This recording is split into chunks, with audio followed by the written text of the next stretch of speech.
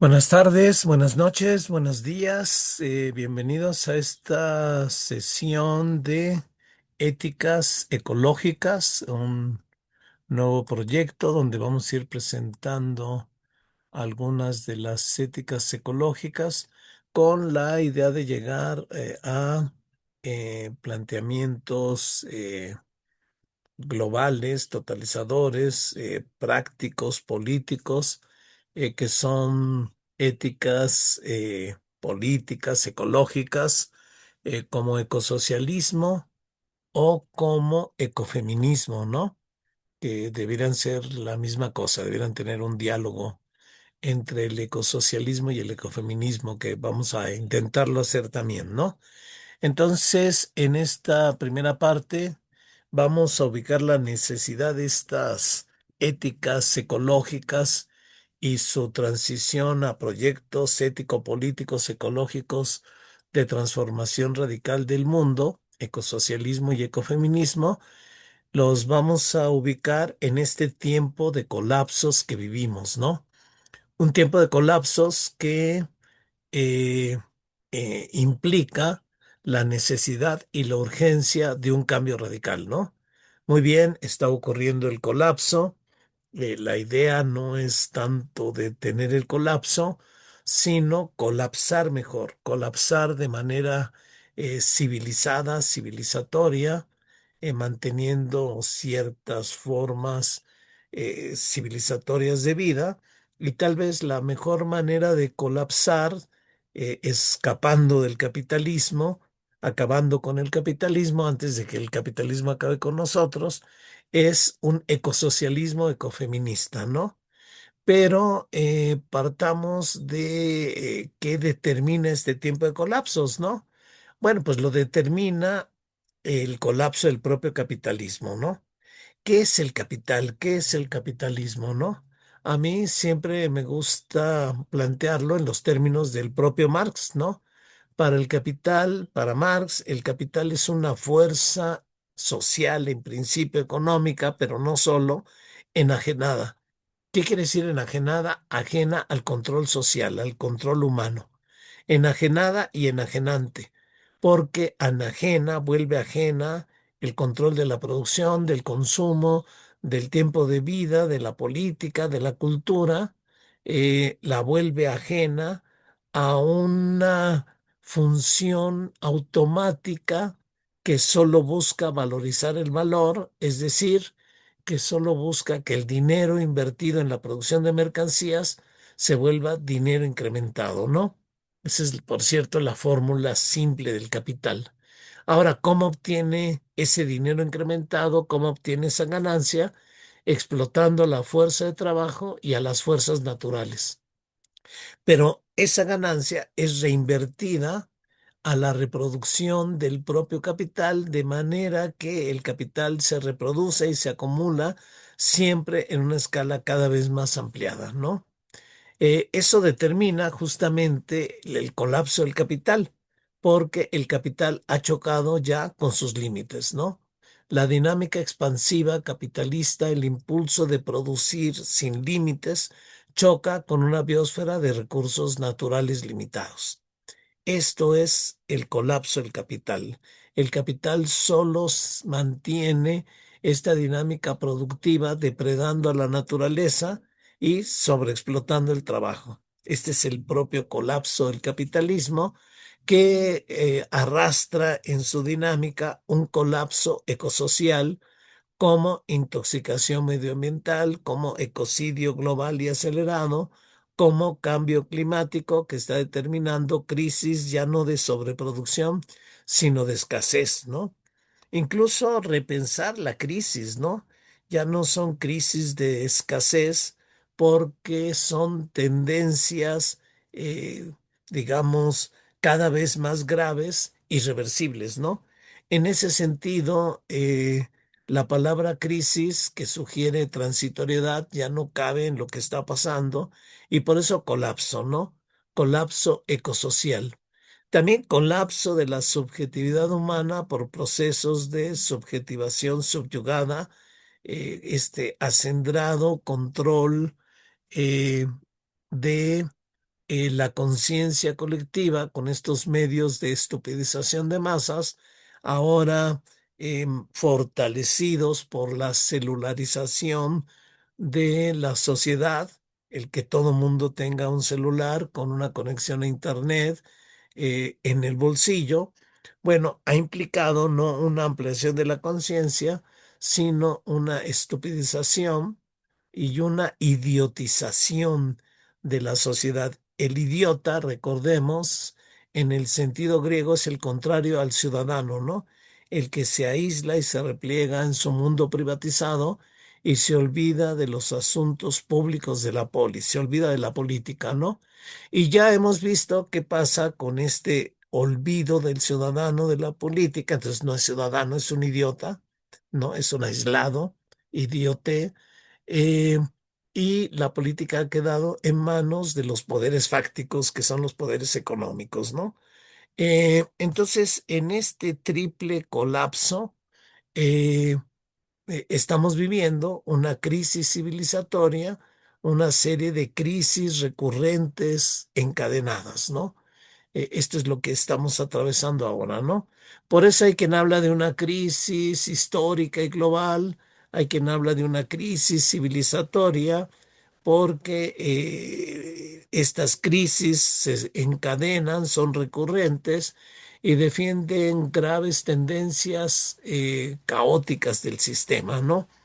Esta idea de Bernstein de que el capitalismo está generando tal caos que se aleja del orden eh, cada vez más, de modo que puede alejarse definitivamente del orden del que él viene y crear, instituir otro orden, ¿no? Un orden con un capitalismo más dictatorial, ¿no? Un capitalismo sin espacios de democracia, aunque también existe la posibilidad de que tal caos implique la destrucción de la vida en la Tierra, ¿no? Entonces, es lo que estamos viviendo, ¿no?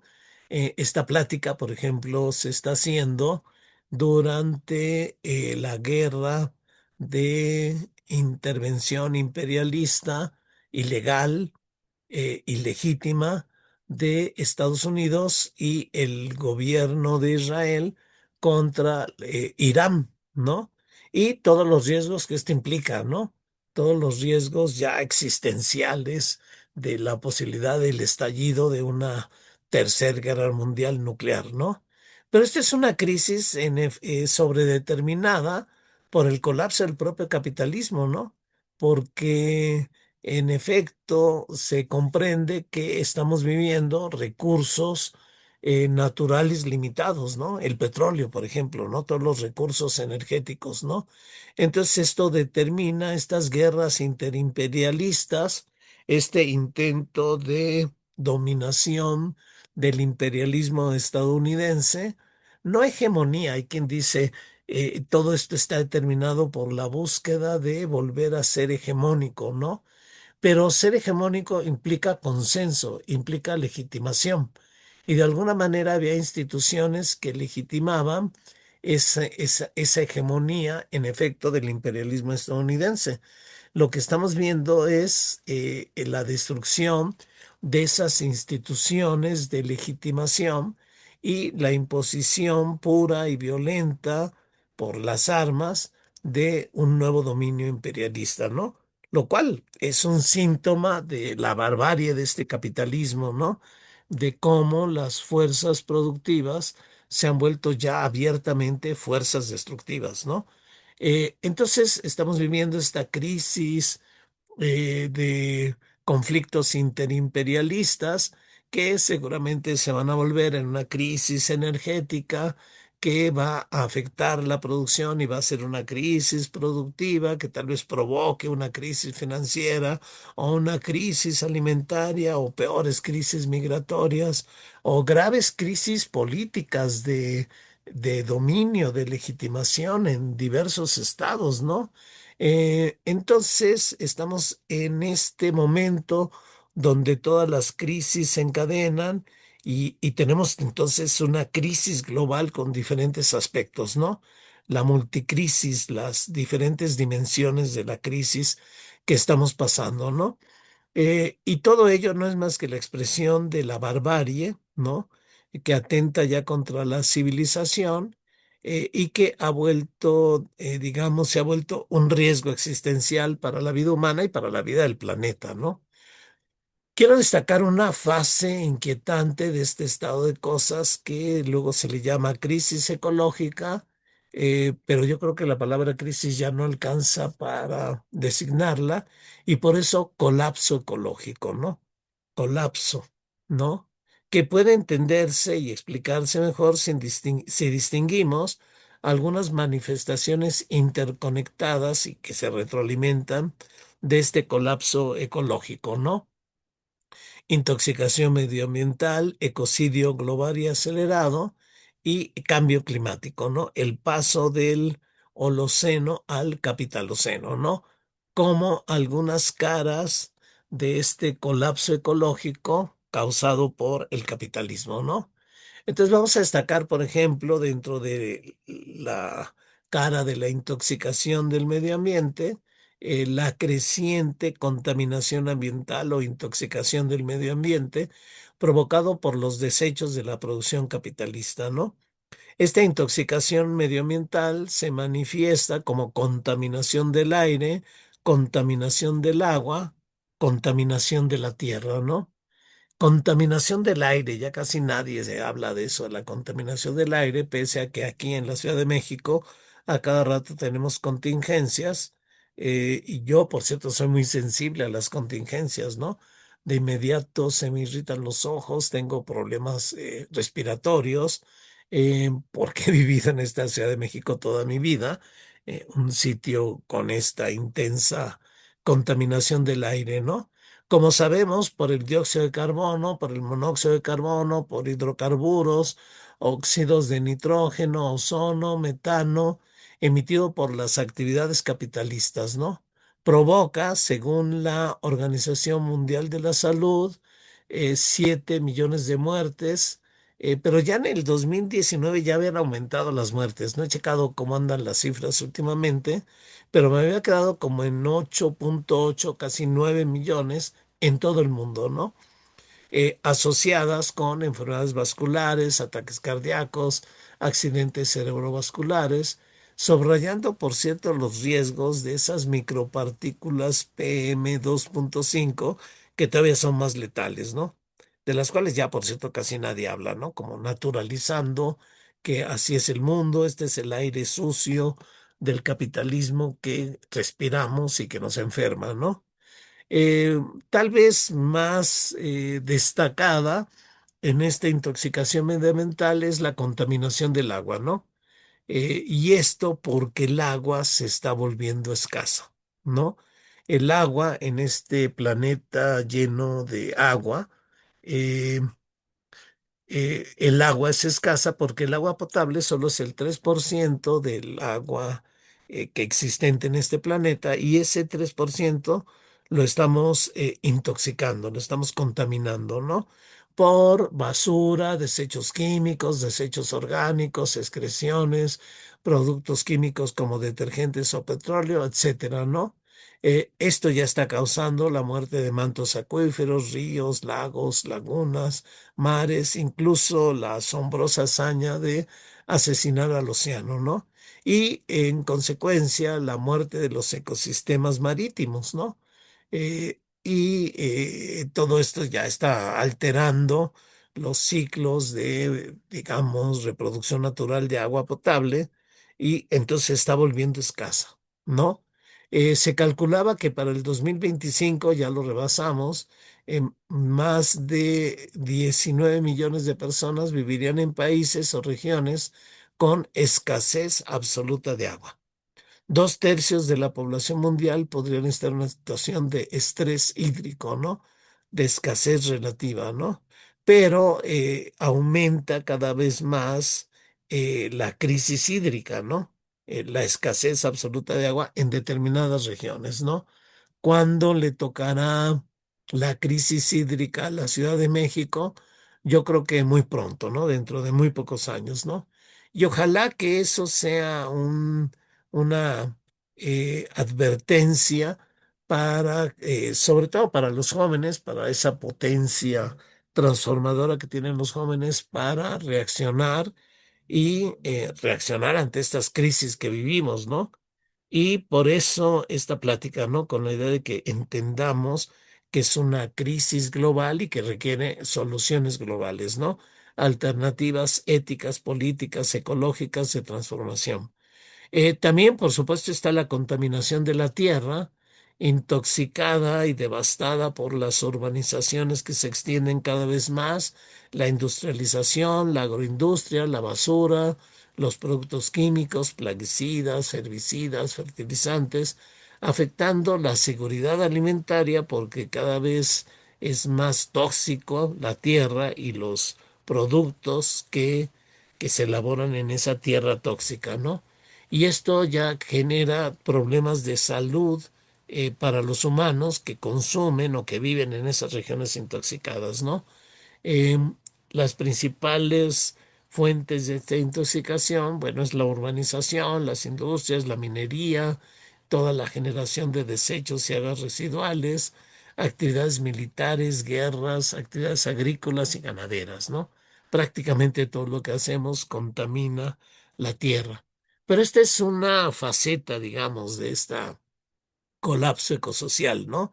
Incluso uno podría decir, bueno, en un mundo que, digamos, tomemos en nuestras manos, que no esté enajenado, bueno, pues una ocupación interesante será desintoxicar el medio ambiente, ¿no? Volverlo saludable para nosotros y para toda la vida, ¿no?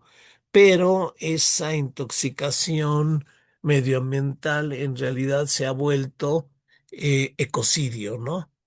Un ecocidio global y acelerado. Entendiendo por ecocidio el literal asesinato de los ecosistemas, ¿no? Incluso tal vez ya la palabra ecocidio no nos quepa para señalar la destrucción de materia y energía necesarias para la vida en este planeta, ¿no? La lógica del capital, que solo busca incrementar sus ganancias explotando la fuerza de trabajo y a la naturaleza, extiende las industrias que se apropian de los bienes naturales, los agotan los bienes naturales de manera creciente, devolviendo cada vez más masivos desechos contaminantes que impiden la regeneración de la naturaleza, ¿no? Entonces, todo esto en una escala mundial significa ecocidio, ¿no? Hay una destrucción de la materia y de la energía, ¿no? Que también son necesarias para los ecosistemas, ¿no? Materia orgánica, ¿quién iba a pensar que los metales iban a ser escasos, ¿no? Pues ya son escasos. ¿Quién iba a pensar? Y por eso las mineras están escaneando todo el planeta y saqueando el planeta con esta minería a tajo abierto que es más destructiva ecológicamente, ¿no? ¿Quién iba a pensar que el agua, que también es materia inorgánica, es escasa, ¿no? ¿Quién iba a pensar que la materia orgánica iba a ser escasa? Pues sí, el petróleo también se ha vuelto escaso en unos años, será cada vez más escaso, es eh, digamos, un medio energético que contamina, pero es limitado, es agotable, ¿no? Y en el uso que le da el propio capitalismo, pues en pocos años se acabará, ¿no? Por eso las petroleras están también desesperadas buscando petróleo, incluso el fracking, que es menos potente energéticamente y más contaminante, o estos proyectos delirantes de extraer petróleo del fondo de los mares, ¿no? Que presagian toda una serie de desastres ecológicos, ¿no? La materia viva, por supuesto, ¿no? Es la que está viviendo propiamente el ecocidio, ¿no? Destrucción aceleradísima de bosques, de selvas, de ríos, de lagos, ¿sí? Asesinato de mares, ríos, océanos. Sexta extinción masiva de la vida, ¿no? Hace poco estaba checando esos datos, 150 especies desaparecen al día, ¿no? 150 especies, multiplícanlas por 365 un año, lo multiplican por 10 años para tener una cierta visión de cómo anda aceleradísima la extinción de las especies, ¿no? Ya está comprobado, ya está ocurriendo la sexta extinción masiva de la vida, ¿no? Por cierto, también de la vida humana, ¿no? Luego hablamos de la destrucción de esas formas de vida, pero se nos olvida que también hay una destrucción masiva de la vida humana aceleradísima, ¿no? eh, Se habla de 30 millones anuales por enfermedades, ¿no? Y muchas de esas enfermedades determinadas por las materias tóxicas que produce el capitalismo que consumimos, ¿no? Nos enferman y eventualmente nos matan. Y de 1990 a 2005, en una investigación de una prestigiosa universidad, se calculó 300 millones de muertos por pobreza, ¿no? Alguien lo convirtió, haciendo una comparación con los muertos en la Segunda Guerra Mundial, 60 millones, bueno, pues que murieron, pues han ocurrido eh, una cantidad de muertos similar a 5 guerras mundiales, pero especialmente dirigidas a los pobres del mundo, ¿no? Entonces, esto es lo que estamos viviendo, ¿no? Sexta extinción masiva de la vida, ¿no? En peligro de extinción el 41% de anfibios, 33% de corales, ¿no? Eh, 25% de mamíferos, 30% de aves, ¿no? Ahí está el ritmo de extinción, cómo está subiendo el ritmo de extinción en la lista de especies amenazadas en extinción 17.891, ¿no? Entonces sí, ya han ocurrido otras extinciones masivas de la vida, pero esta extinción masiva de la vida está siendo provocada por el capitalismo y por supuesto pone en riesgo nuestra propia existencia, ¿no? Em, Tercer elemento de esta figura del colapso ecológico, ecosocial, ¿no? El cambio climático, ¿sí? Pasamos del Holoceno al Capitaloceno. Algunos científicos le llamaron antropoceno, argumentando que eran las actividades, por cierto, actividades industriales humanas, las que habían provocado este cambio climático. Cambio climático, cuando se cambia el clima, cambia la era geológica, ¿no? El capitalismo es una fuerza geológica que ha cambiado al clima con una tendencia al calentamiento global del planeta, un calentamiento que si no se estabiliza, se puede acelerar y poner a corto, mediano plazo en riesgo la subsistencia, la existencia de la especie humana, ¿no? Eh, Más que antropoceno, dijeron los científicos sociales, es el capital, es el capitaloceno, ¿no? Entonces, tenemos un sistema que ha en su ritmo enajenado y enajenante de productivismo y consumismo, adicto al combustible fósil, emitiendo gases de efecto invernadero, se ha vuelto una fuerza geológica, pero una fuerza geológica vuelta contra el ser humano porque ha roto el equilibrio del clima total del planeta, ¿no? Esto es lo que significa cambio climático, ¿no? Es irreversible, implica un caos climático, una tendencia al calentamiento planetario que ya está causando incendios recurrentes y cada vez más extensos, cambios en fenómenos climáticos eh, cada vez más intensos, cada vez más fuertes, reducción de la producción alimentaria, deshielo, incremento del nivel del mar, y todo esto se está retroalimentando y acelerando, ¿no? Los incendios generan más dióxido de carbono, lo cual acelera con las partículas se acelera el calentamiento global. De hecho, los incendios hacen que los bosques ya no sean receptores de dióxido de carbono y emisores de oxígeno, sino al revés, ¿no? Entonces, todo esto se está retroalimentando y el planeta se sigue calentando, ¿no? Todo indica que los 2 grados centígrados de aumento de temperatura planetaria se alcanzarán en los próximos años, ¿sí? De no estabilizar el clima, la civilización humana y gran parte de la biodiversidad del planeta terminará entre los 3 grados centígrados y los 4 grados centígrados, ¿no? Ya hicieron un cálculo de que a los 6 grados centígrados ya no queda nada de vida en el planeta Tierra, ¿no? Con esta maravillosa biodiversidad que se está deteriorando cada vez más, ¿no? Algunos datos de la ONU del 2025 sobre el cambio climático, ¿no? Concluye que la temperatura media global de la superficie fue del 1,4, ¿no? Se nos había advertido, no lleguemos al 1,5, ¿no? Pues ya llegamos, ¿no? ¿Y por qué? No veo que esto signifique un mayor desastre del que hemos vivido estos últimos años.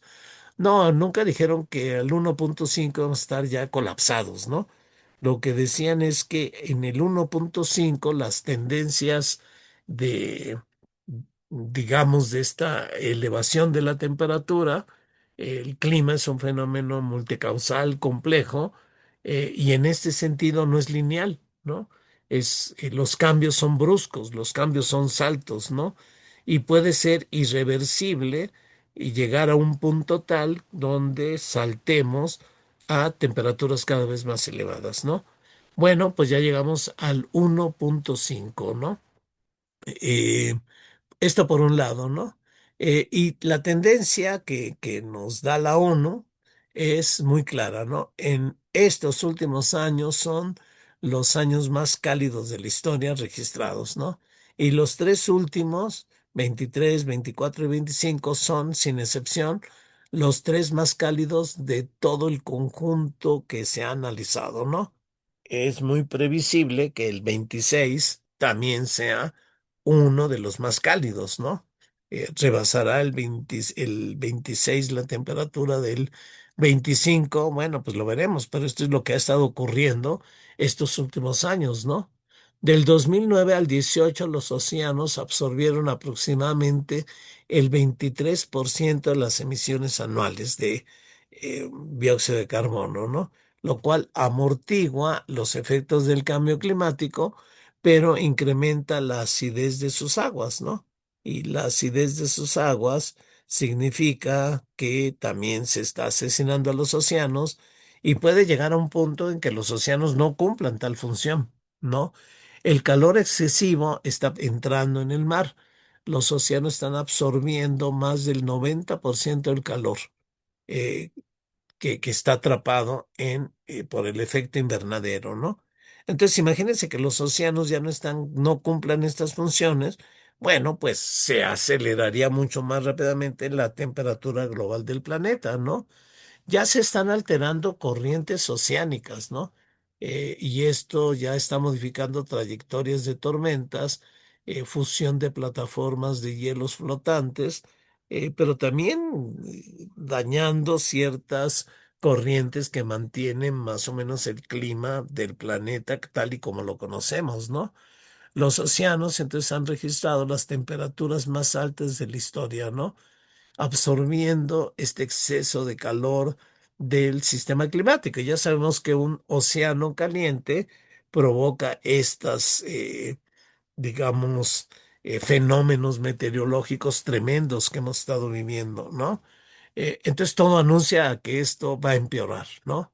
Eh, el Ártico se acerca a un punto crítico, un deshielo récord, ríos oxidados, una tundra que verdea, ¿no?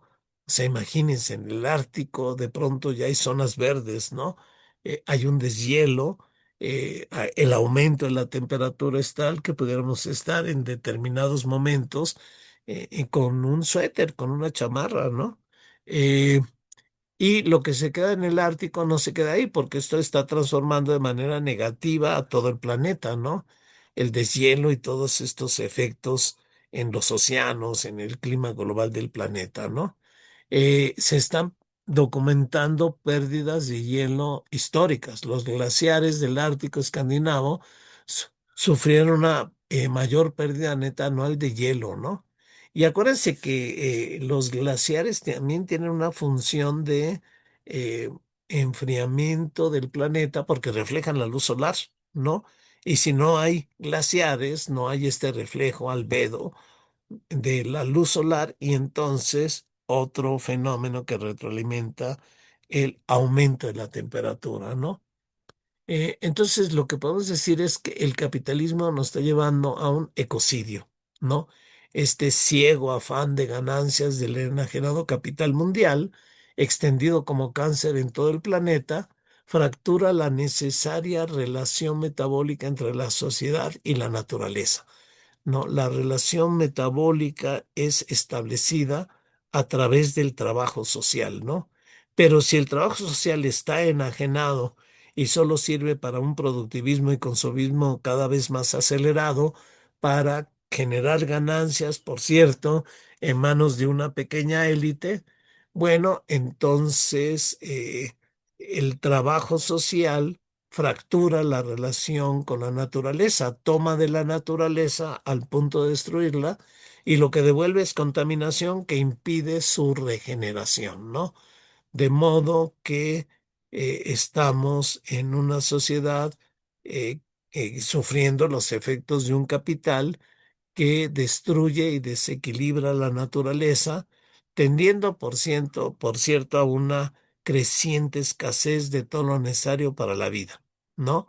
Digamos, estas crisis de escasez que ya se están manifestando y que van a ser más potentes y extensas en los próximos años, ¿no? El capital está produciendo una sociedad que el planeta, que calienta el planeta hasta el punto de volverlo invivible para la mayoría de los seres humanos y para la mayoría de los seres vivos, ¿no? Habrá que estar muy pendiente de estos cambios que ya se están registrando, ¿no? Temperaturas récord, ¿no? México, por cierto, es uno de los países que tiene una significativa elevación de la temperatura y va a llegar regiones de México donde sea invivible para los humanos estar ahí, ¿no? Pero al parecer también para las propias plantas, ¿no? Hay ciertos grados de calor que parece que impide que desarrollen la maravillosa fotosíntesis, ¿no? Entonces, en estos tiempos de colapsos se requiere otra ética, ¿no? Una ética política ecológica. La ética, recordamos, nació con Sócrates, ¿no? Sócrates, que se distingue de todos los filósofos anteriores, los llamados presocráticos, injustamente, porque él ya no se preocupa por la fisis, ¿no? Por su arjé, el principio originario de la naturaleza, ¿no? El principio originario de la naturaleza será el agua, será el aire, será el apeirón, serán los cuatro elementos, serán los átomos. Sócrates ya no está en esa discusión, ¿no? Lo que le interesa es la psique, el alma y el cuidado del alma, ¿no? Y cuando aparece como tema el asunto del cuidado del alma, aparece propiamente la ética, ¿no? Porque para Sócrates el cuidado del alma es cuidar el alma de modo que sea autónoma, ¿sí? Ahí aparece la ética, ¿no? Una ética que se va separando de la reflexión de la fisis, ¿no? Claro, ese cuidado del alma no se quedó en el mero cuidado del alma. eh, Aristóteles se plantea también el asunto de cómo alcanzar la felicidad, la eudemonía, ¿no? Pues reflexionando como filósofo, teniendo filia, pero no puedo ser feliz si la casa en la que vivo está mal hecha, puede que se me caiga encima.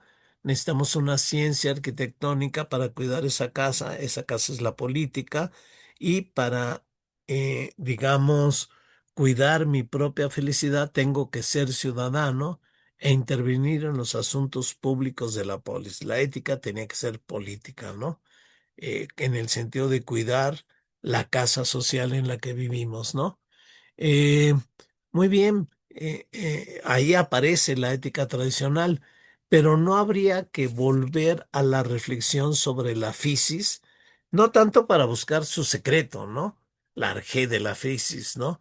Sino para el cuidado de la fisis, entendiendo que la fisis, la naturaleza, es el mundo en el que vivimos, ¿no? Muy bien, cuidemos la psique, Y por cierto, no en el planteamiento platónico dualista, la psique va junto con el cuerpo. Y cuerpo significa necesidades humanas sociales, ¿no? Y esto requiere una organización social, ¿no? Cuidemos la psique, el cuerpo, la sociedad, a Gaia, el mundo, la naturaleza entera, ¿no?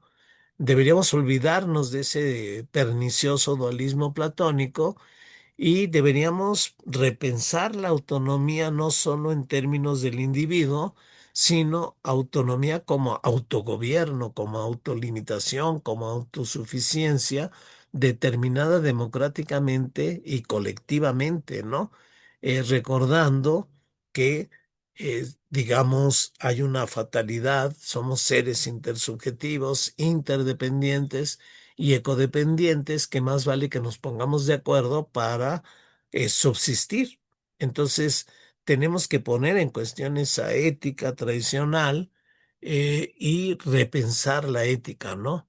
La ética, es cierto, ya con Aristóteles se está trascendiendo el cuidado de la psique, que no es un tema que él descuide, para él cultivar, cuidar el alma, es cultivar virtudes de proporción contra la ibris, ¿no?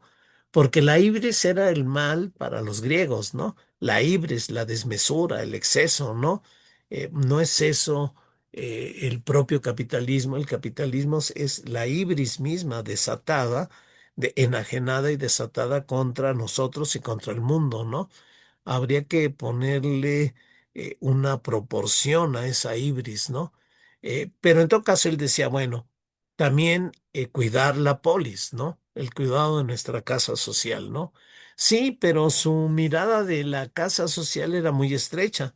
Ahora creo que no nos cuesta mucho trabajo entender que la casa en la que habitamos es el planeta Tierra, ¿no? Y tenemos que cuidar el bios, la vida, la casa, el oikos, que en realidad es Gaia, es la tierra, ¿no? De modo que la ética tiene que volverse política y ecológica, ¿no? Pero no se trata de retomar la ética tradicional añadiendo la problemática ecológica, ¿no? Seguiríamos con el mismo cuadro de pensamiento, ¿no? Se trata de asumir este colapso y romper con la ética tradicional, ¿no? Pasar abiertamente de una ética individualista que busca cambiar la vida personal a una ética política y social que busca transformar el mundo, ¿no? El asunto del trabajo, el asunto del consumo, no es un asunto individual, ¿no? Es un asunto en el que requiere que nos pongamos de acuerdo para redefinir el propio trabajo y redefinir el propio consumo colectiva y democráticamente, de manera autónoma, con autonomía y con autonomía social, ¿no? Tenemos también que romper con esta ética centrada en los problemas del presente, ¿no? Y luego hay una ética que le da la espalda a los problemas del mundo y se mete minuciosamente en algunos problemas, distinguiendo fines, medios, en fin, ¿no? Todas estas éticas tradicionales cuando tenemos graves problemas de los cuales tenemos que hacernos cargo. Y hacernos cargo es una ética de una responsabilidad que mire no solo los problemas del presente, sino que mire los problemas del futuro, cómo el futuro se está tornando cada vez más incierto y amenazante, ¿no? Y en ese sentido, hacernos responsables de nosotros mismos, de lo que hacemos, hacernos responsables de los otros, que realmente ese es el impulso ético, y hacernos responsables de todos los seres vivos, incluso los aún no nacidos, ¿no? Necesitamos una ética con tal grado de responsabilidad en un mundo donde estamos viendo que la responsabilidad está dejándose de lado, ¿no? Veamos simplemente a los gobernantes del mundo actual, todos ellos eh, queriéndose arrojar a las guerras, ¿no? O veamos a Donald Trump queriendo quitarse la responsabilidad por los asuntos de los archivos de Einstein, que seguramente el gobierno de Israel tiene en sus manos y lo está chantajeando, lanzándolo en esta guerra que va en contra de sus propios intereses contra Irán. Intereses políticos limitados, ¿no? Como político que quiere otra. que quiere mantenerse en el poder político, ¿no? Y no ir a la cárcel, porque si pierde las próximas elecciones, ese es el riesgo, ¿no? Un riesgo que también lo puede obligar a romper ya abiertamente con la propia constitución estadounidense, dar un golpe de estado y provocar el estallido de una guerra civil en Estados Unidos, ¿no? Estas son las faltas de responsabilidad que se está generalizando, ¿no? Pero también implica trascender una ética antropocéntrica, ¿no? Digamos, la ética antropocéntrica creo que ya dio lo que podía dar, y lo que ahora necesitamos es una ética ampliada más allá del ser humano, ¿no? E intentar pensar una ética sociocéntrica, ¿no? Una ética biocéntrica, una ética que se conecte con los movimientos contra el maltrato de los animales no humanos, por el derecho de los animales no humanos, que dedica algo a los movimientos contra la privatización del agua o la destrucción de los ecosistemas, ¿no? Por los derechos de la naturaleza, ¿no? Entonces tenemos que pasar a una ética política que implica reciprocidad, derechos, responsabilidad entre humanos, a una ética política que se abra a nuevos sujetos, ¿no? Mujeres, indígenas, no blancos, ¿no?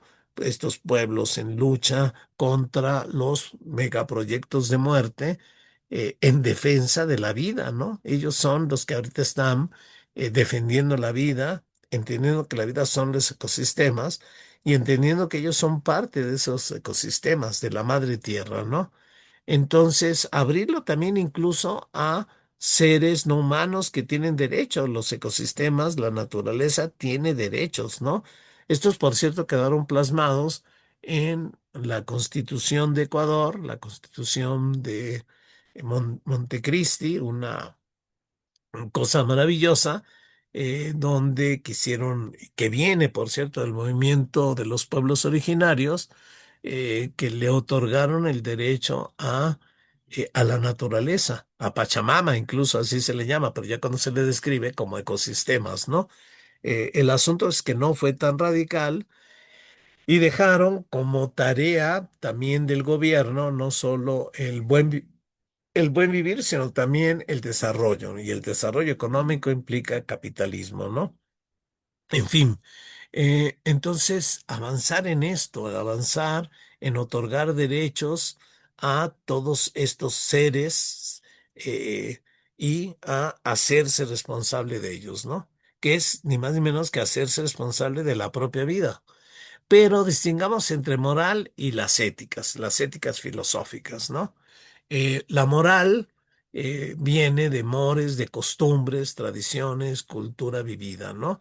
La moral es eso que nos impone la cultura, ¿no? Las normas que nos van rigiendo, no sabemos luego de dónde vienen. Ahí se nos impone el género, por ejemplo, y muchísimas cosas, ¿no? La ética, en cambio, viene del ethos, de un modo de ser elegido, ¿no? Eh, entonces, el ethos ya supone autonomía. La moral es heteronomía, ¿no? La moral es la ley del otro, la ética es autonomía, el darme mi propia ley, el regirme por mí mismo, el autogobernarme, ¿no? La moral entonces son estas costumbres, normas, reglas, roles sociales, subjetivizaciones que nos van moldeando de acuerdo a las épocas, las sociedades y la cultura, ¿no? En cambio, la ética se compone de conciencia y un sentimiento que responde al dolor ajeno, ¿no? Es un impulso amoroso hacia el otro queriendo responder por el dolor del otro, ¿no? Y en ese sentido, decíamos, la moral es heterónoma, es la ley del otro, la ética es autónoma, ¿no? La moral entonces, justamente por eso, es reproductiva y adaptativa, ¿no? En cambio, la ética es crítica y transformativa. La moral en realidad es un dispositivo de poder, ¿no? De dominio sobre los otros, dominio interior, ¿no? Desde las normas interiorizadas, ¿no? Sobre los otros. En cambio, la ética es la posibilidad de romper con esos dispositivos de poder y responder al otro, ¿no? Ya lo decía Freud, la moral es el superyo represivo, que represivo incluso en contra del ello, ¿no? que genera necesariamente neurosis, porque el superyo, que no es más que la moral, la cultura, ¿no? El malestar de la cultura, el malestar de la moral. ¿Por qué el malestar? Porque reprime los deseos, porque reprime los impulsos de placer del ser humano, ¿no? Entonces la moral es el superyo inconsciente represivo, ¿no? Y la ética viene del ello, no. La ética viene de algo más profundo que los impulsos de placer. Y aquí está Fromm criticando a Freud, ¿no? Más en el fondo de la psique humana hay un impulso de ser más, de ser mejor, de crecer, de libertad, de crear, de dar, de amar, de autonomía, ¿no? De biofilia, le va a llamar Eric Fromm, ¿no? La moral es cruel, ¿no? La moral es cruel para las malas conciencias porque, digamos, la culpa siempre está ahí lastimándonos por el mal que hicimos, eh, pero también es cruel para las buenas conciencias. Pero ¿por qué me he de sentir culpable yo si yo no he hecho nada? Yo trato a las personas como personas, nada más que los negros no son personas, los judíos no son personas, los palestinos no son personas, las mujeres no son personas. Los animales son cosas útiles, las plantas y la naturaleza no merecen ningún respeto, son más bien qué utilidad podemos sacar de ellos, ¿no? Eh, en cambio, la ética supone este impulso amoroso que hace diferencia, que se conecta con el otro y es cuidado amoroso, ¿no? Por eso es necesario reivindicar la ética, ¿no? La ética en este sentido. Hay éticas filosóficas, entonces, ¿no? Que reflexionan de manera crítica sobre el vivir para saber vivir y como un saber vivir, ¿no? Las éticas filosóficas son teórico-prácticos, teorizan, pero es la parte práctica de la filosofía, ¿no? Derivan prácticas para vivir. La ética se tiene que volver praxis, ¿no? Describen a la moral dada las éticas, pero también la cuestionan y critican y proponen lo que debe ser. En ese sentido, toda ética filosófica completa tiene una propuesta de lo que no es, pero debe ser y es posible que sea, ¿no? De utopía racional, ¿no? Acordémonos de que utopos, utopía, significa no hay tal lugar, no es, ¿no? No es, pero debe ser y es posible que sea.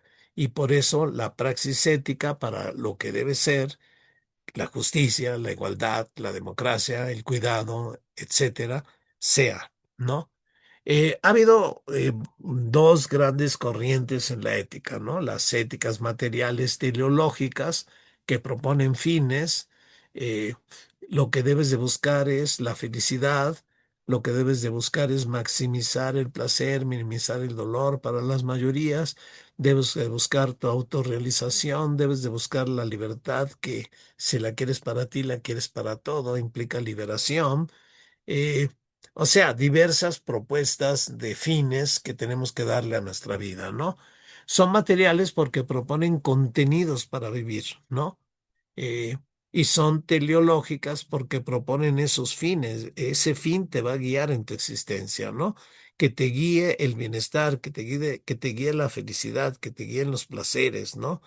Hedonismo, ¿no? Que te guíe la búsqueda de felicidad y placeres para las mayorías, ¿no?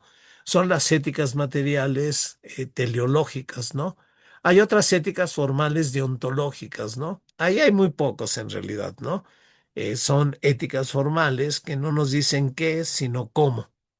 Son deontológicas porque no proponen fines, sino deberes, obligaciones, imperativos racionales, ¿no? En Kant, por ejemplo, tratar siempre a los otros como fines y nunca como medios, ¿sí? Eh, como no te gusta que te instrumentalicen, eh, no te, no hagas lo mismo, no instrumentalices a la gente y trata a la gente como un fin y no como un medio, ¿no? De pronto eso te dicta tu razón, diría Kant, ¿no?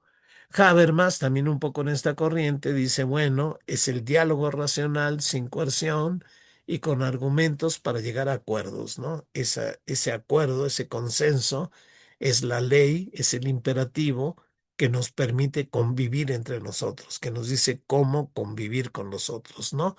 Entonces, necesitamos, en efecto, éticas teleológicas, necesitamos éticas deontológicas, pero en una perspectiva que debe ir más allá de ellas, ¿no? Deben ser éticas que ya no se encierren en lo antropocéntrico, que ya no sean meramente tradicionales y que se atrevan entonces a ir más allá del ser humano, ¿no? A romper el antropocentrismo. Y en ese sentido ya se ha avanzado, ¿no? Hay éticas zoocéntricas. La mayoría de las éticas zoocéntricas son restringidas, como vamos a ver, ¿no? No hay propiamente una ética zoocéntrica ampliada, y si lo hubiera, en realidad se volvería biocéntrica, ¿no? Porque se ampliaría a los animales. Pero ¿por qué a los animales? ¿Por qué no a otros seres vivos, no? Ese paso ya se dio y son las éticas biocéntricas, algunas individualistas y algunas que van reivindicando un biocentrismo holista que considera a las especies, a los ecosistemas, al conjunto de ecosistemas que es la madre tierra, ¿no? Entonces nos vamos a meter por aquí, por estas éticas. Vamos a avanzar en esta primera parte sobre las éticas sociocéntricas, ¿no? Y en estas éticas sociocéntricas, a ver, que quede claro, ¿no? Vamos a intentar pasar de éticas antropocéntricas centradas en el ser humano a éticas descentradas del humano, éticas que busquen otro centro, ¿no? En este sentido, el centro en los animales, ¿no? Éticas zoocéntricas, ¿no? Y aquí hay igualmente varias propuestas. Voy a destacar dos que vienen de estas corrientes filosóficas, ¿no? Una que viene de las éticas teleológicas, éticas materiales teleológicas, Peter Singer, que viene del utilitarismo, y otra, éticas deontológicas kantianas, como la de Tom Regan, ¿no? Entonces vamos a examinarlas, ¿no? Vamos a examinar estas éticas, esta ética de socicéntrica de Peter Singer en este libro que a mí me encantó y de alguna manera me hizo ver la vida de manera diferente, que es Liberación Animal, ¿no? Que viene de esta tradición utilitarista, ¿no? Y el utilitarismo, digamos, define la consideración ética por la capacidad de sentir placer y dolor, ¿no? Y en ese sentido, la idea de minimizar el dolor, maximizar el placer, pero no en una perspectiva individualista, ¿no? Para las mayorías, ¿no?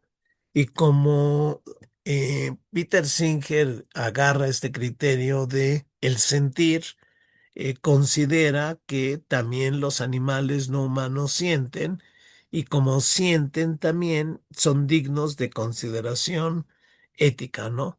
Y la obligación ética es no hacerlos sufrir, ¿no? Y en ese sentido está siendo consecuente con este principio utilitarista de minimizar el dolor, maximizar el placer para la mayoría de los animales sintientes, incluyendo ahí a los animales no humanos, ¿no? El libro es de 1975. Ahí está Peter Singer, muy joven. Después hizo libros también muy, muy buenos. Ahora ando preguntándome qué fue lo último que ha hecho Peter Singer. Habría que checarlo, sobre todo en estos debates ecológicos, el papel de los animales. Yo creo que Peter Singer ya fue más allá de las éticas zoocéntricas, ¿no? Pero en realidad no lo he investigado, luego lo checo. En el prefacio dice Peter Singer que el libro trata sobre la tiranía de los animales humanos sobre los animales no humanos, ¿no? Tiranía, fíjense, ¿no? Tiranía que causa dolor y sufrimiento a los animales no humanos comparables a la del sexismo o del racismo, ¿sí? Eh, y en ese sentido, a esa tiranía le va a llamar Peter Singer especismo.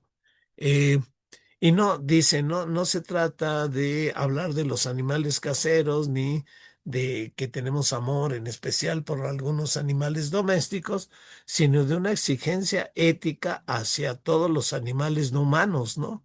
Animales no humanos usados en experimentos, usados en granjas, factorías, que son martirizados propiamente, ¿no? Y en ese sentido, dice que la crítica a la tiranía humana, por ser especista, se coloca en esta línea evolutiva de la ética, ¿no? La ética ha cuestionado el sexismo, todavía hay algunos involucionados, digamos, que siguen siendo sexistas, patriarcalistas, hay algunos que siguen siendo racistas, pero la ética ha ido más allá de esto, ha cuestionado el sexismo y el racismo. Y en ese sentido ha habido movimientos que lo han cuestionado. De entonces plantea Peter Singer un movimiento que cuestione el especismo y que plantee la liberación animal, ¿no? Entonces es una tarea humana la liberación animal, cuestionando el especismo y buscando una ética, más allá de los humanos, que procure que no se haga daño a esos seres sintientes como nosotros, ¿no? El capítulo 1 de este libro, fíjense qué título: todos los animales son iguales, ¿no? Entonces de inmediato decimos, no, pues no todos somos iguales, ¿no? Pero va a decir, espérate, somos iguales en la capacidad de sentir dolor y placer. Y si sentimos dolor y placer, entonces nos rige un principio de igualdad ético, ¿no? El principio de igualdad ético es que el dolor y su sufrimiento son malos y deben evitarse y minimizarse, independientemente de la raza, el sexo o la especie del ser que sufre. Este es el principio propiamente ético de igualdad, ¿no? Que lo amplía, eh, a otras especies no humanas, ¿no? Eh, el dolor y su sufrimiento son malos y deben evitarse o minimizarse, independientemente de la raza, el sexo o la especie del ser que sufre. ¿Sí? Entonces, este es el planteamiento: ampliar la ética hacia los animales no humanos. Lo que tenemos que hacer es ampliar nuestra esfera de preocupación moral hasta comprender a los animales no humanos y cesar de tratar sus vidas como algo utilizable para cualquier finalidad trivial que se nos ocurra, ¿no? Sin embargo, él va a decir, no, está bien, no todos los animales somos iguales, unas vidas valen más que otra, y esto depende no solo de su capacidad de sentir, depende en general de la evolución del sistema nervioso que determina nuestra capacidad de sentir, pero también de autoconciencia, inteligencia, relaciones significativas, proyectar futuro, ¿no?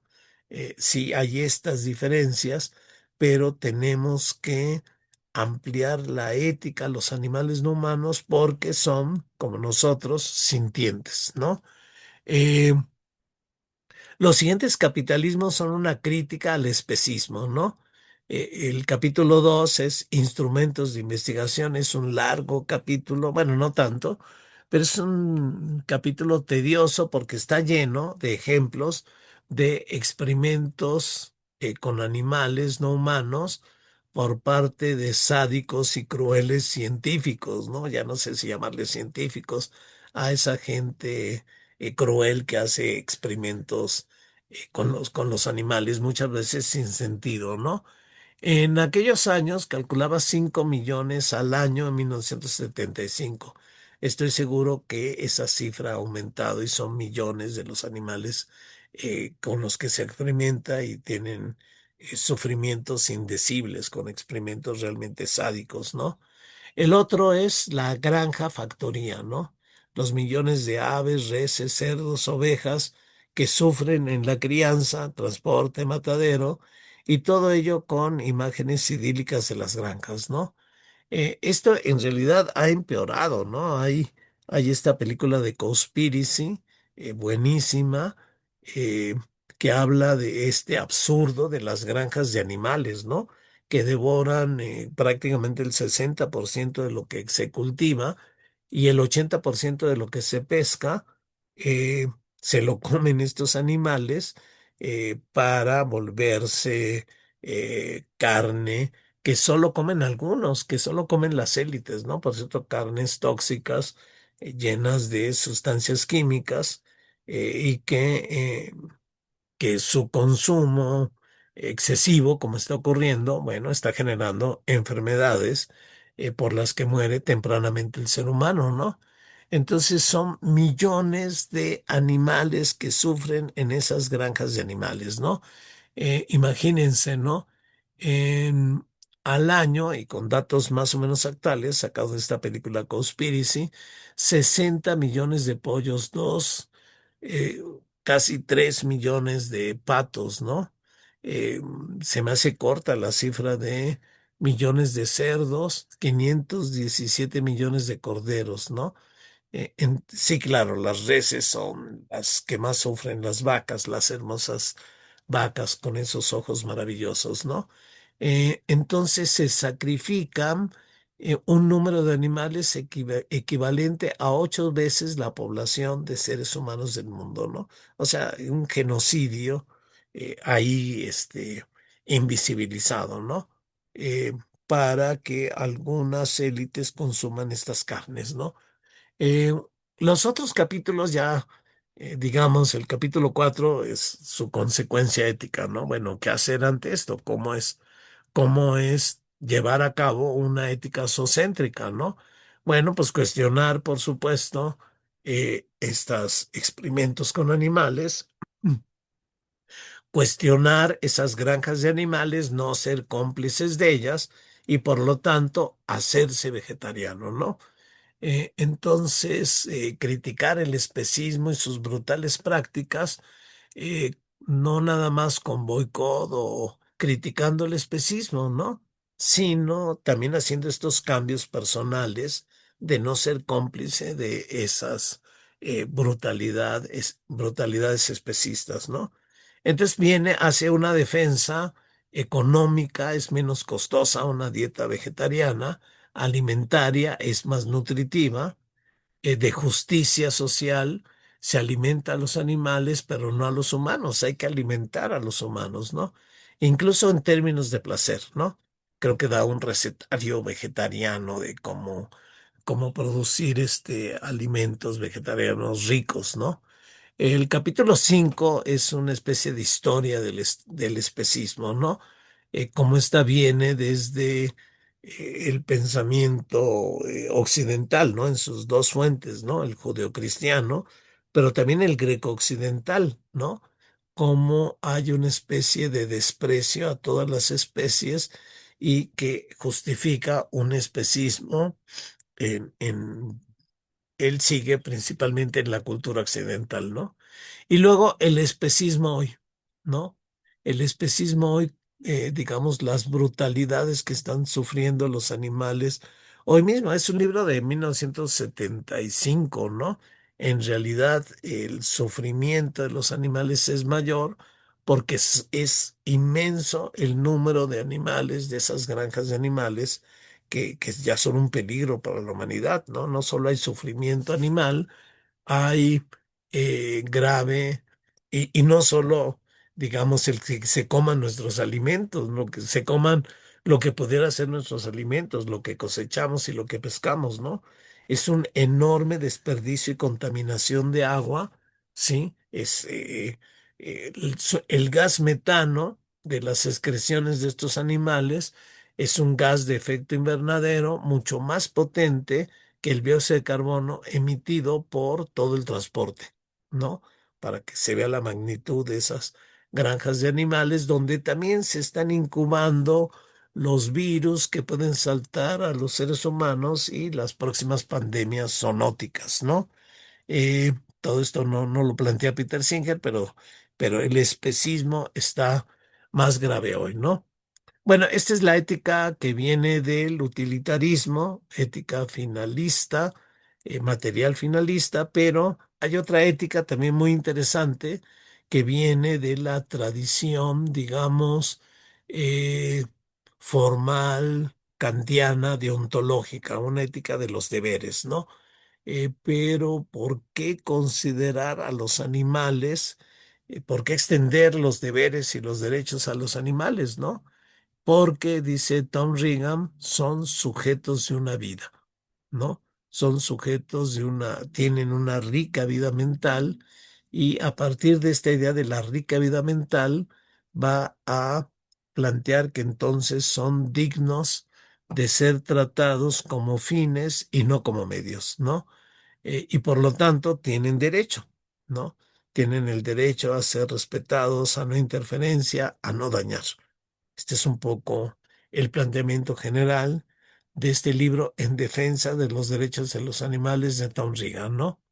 Eh, entonces, su defensa gira alrededor de, digamos, esta similitud que tienen los animales no humanos con los humanos, ¿no? Y tiene que ver con la cuestión de la conciencia, ¿no? Que es algo que se ha usado para definir propiamente a lo humano, ¿no? El ser humano se define por su pensamiento, ¿no? Ya Descartes lo decía, ¿no? La dignidad humana o lo exclusivo del ser humano es la sustancia pensante. Esto es lo que nos distingue del resto de seres, ¿no? Eh, y niega, por supuesto, esta conciencia, este pensamiento a el resto de los animales, ¿no?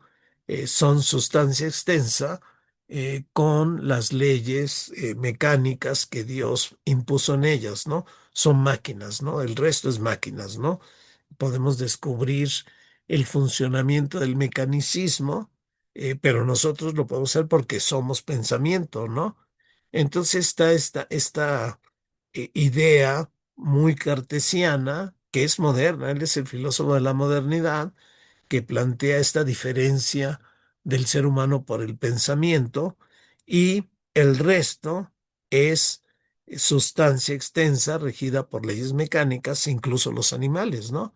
Entonces lo que va a hacer Tom Regan es reivindicar la conciencia animal, ¿no? Los animales tienen vida mental, deseos, metas, emociones, placer, dolor, conciencia que ha evolucionado con la propia vida, ¿no?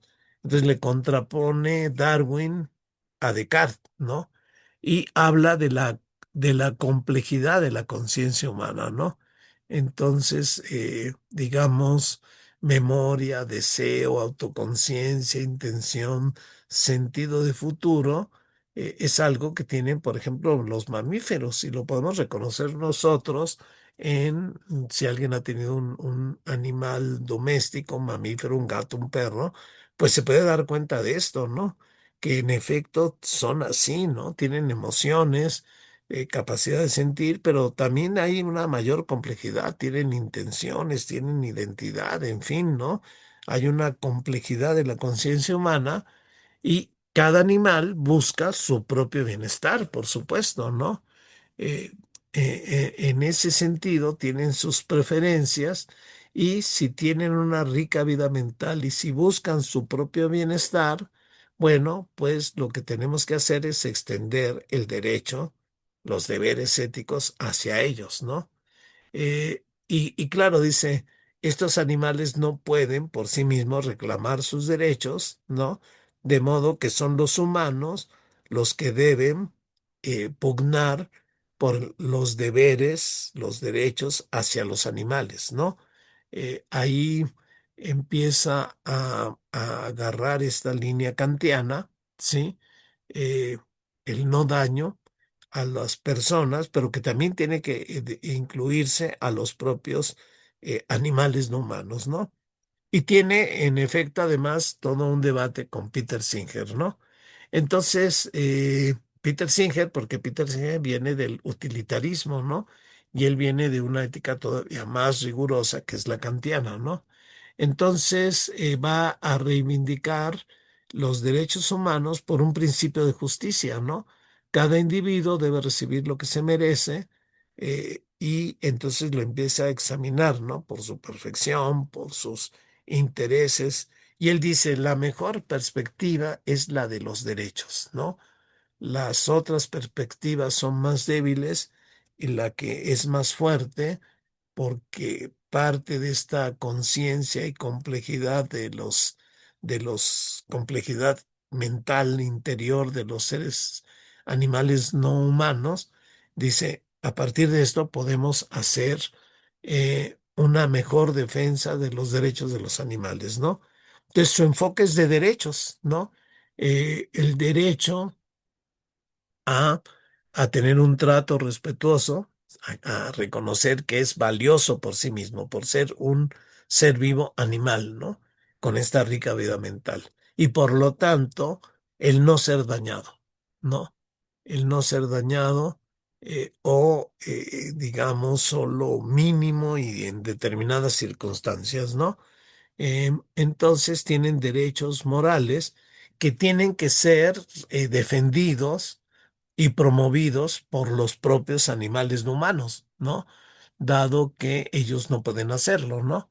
Entonces, hace toda una serie de implicaciones sobre el enfoque de los derechos a los animales, ¿no? Por supuesto, cuestionar las granjas de animales y toda esta instrumentalización que reciben deben ser abolidas, ¿no? No comprar carne y consumirla. Y por eso esta perspectiva de ser vegetariano, ¿no? Y actuar para la disolución de esas granjas y contra la experimentación animal, abolir la caza, la captura de animales, eh, y en este sentido incluso polemiza con otras éticas ambientales, ¿no? Eh, y digamos que estas son las éticas océntricas que obviamente van a dejar insatisfechos a esta pretensión de una nueva ética que quiere ir más allá de los humanos, ¿no?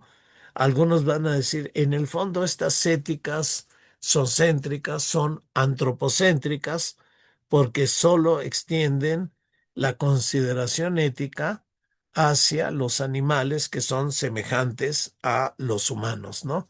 Entonces van a surgir otras éticas que van a ser más radicales todavía, éticas biocéntricas, ¿no? Vamos a ver en una próxima plática, por ejemplo, a Paul Taylor, que también desde una ética material teleológica, inspirada en el bienestar, va a plantear que todos y cada uno de los seres vivos merecen su consideración ética, ¿no? Y también va a juntar a Kant, ¿no? Todo ser vivo tiene un valor inherente, ¿no? Que nos obliga a tener una actitud ética hacia ellos, ¿no? Pero también esta ética, la vamos a ver en detalle en una próxima plática, va a generar toda una discusión, ¿no? Algunos van a decir, bueno, hay que ir más allá de una ética biocéntrica individual, ¿no? Hay que considerar a las especies, hay que considerar a los ecosistemas, a las comunidades bióticas, a la biodiversidad, a la tierra en su conjunto. Hay que buscar conceder derechos a la naturaleza, ¿no? Entonces van a surgir todas estas otras éticas que veremos en otra ocasión y dejamos esta plática así. Bueno, muchas gracias por la atención y esperen la continuidad de estas pláticas, de estas éticas ecológicas que van a llegar al ecosocialismo y al ecofeminismo, ¿no? Bueno, pues muchas gracias por la atención y aquí terminamos.